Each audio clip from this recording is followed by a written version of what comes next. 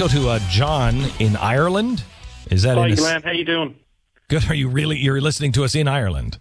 Yeah, I'm one of your subscribers. Oh, wow. Thank you very much. How are things in Ireland? Well, very good. I spend most of my time working in the States, though, so I'm very lucky. I wanted to bring attention to a couple of points. Firstly, about the president playing cards. Do you remember the memo that was released after capturing and shooting bin Laden from Leon Panetta, where he states in a memo that full operational control are in the hands of Admiral McRaven? The approval is provided on the risk assessment presented to the president, and any additional risks are to be brought back to the president for his consideration. That makes him playing cards inaccessible at best and not ready for real-time information, and it makes him look even more of a joke. Oh, my gosh. I never even thought of that.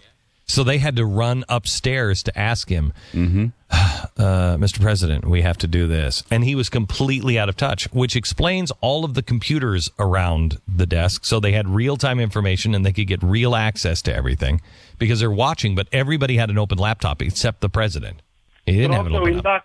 In that point, there's a reason, and you brought it up, there's a reason Obama's not sitting in the hot chair. He wasn't running the information. It says in the memo, right, the full operational decision-making and control are in Admiral McRaven's hands.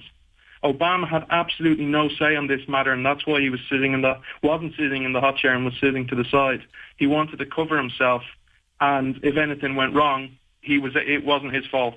So I think that's a great point. Yeah, and you know what, John? Let me add on to that. Where was the president during Benghazi?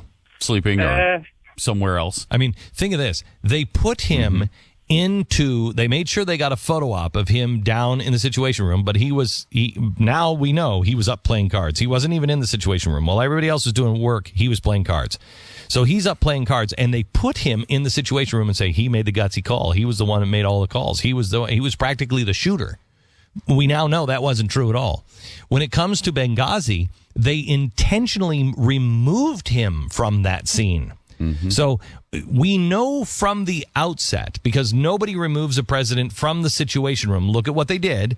He was not in the Situation Room during the killing of Osama bin Laden, and they put him in there because he was going up for an election, so they knew it was going to be a good thing. The moment that Benghazi happened, they go down to the Situation Room, and he goes away, and they release to the press he wasn't anywhere around. He had nothing to do with this. They knew immediately the president cannot be anywhere near this. They did the exact opposite, which means to me that the Benghazi story is much, much bigger and much more damaging than anything that any of us are speculating now, because we know that he runs for the hills and tries to take cover as it is.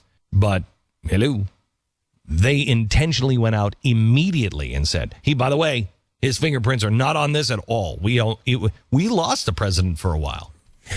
We had no idea where he was from 5 o'clock until 10:30 the next morning. We think he went to a movie. We're not sure. He climbed out a window. He's like the live action Nixon tapes. Like he's the missing. He's been missing for 5 hours. We don't know where he is. Yeah, and it's funny you bring up the Nixon tapes because that honestly is. I mean, that's where we're headed. We are really headed for a president so discredited and so on the dustbin of history. But I want to show you, there's a counterstrike that came yesterday. Did you see the expose in the New York Times on the Clinton Foundation? Saying how dirty and corrupt and out of control that thing is? Mismanaged, yeah. That's a counterpunch against Hillary Clinton's campaign in 2016 by the Times.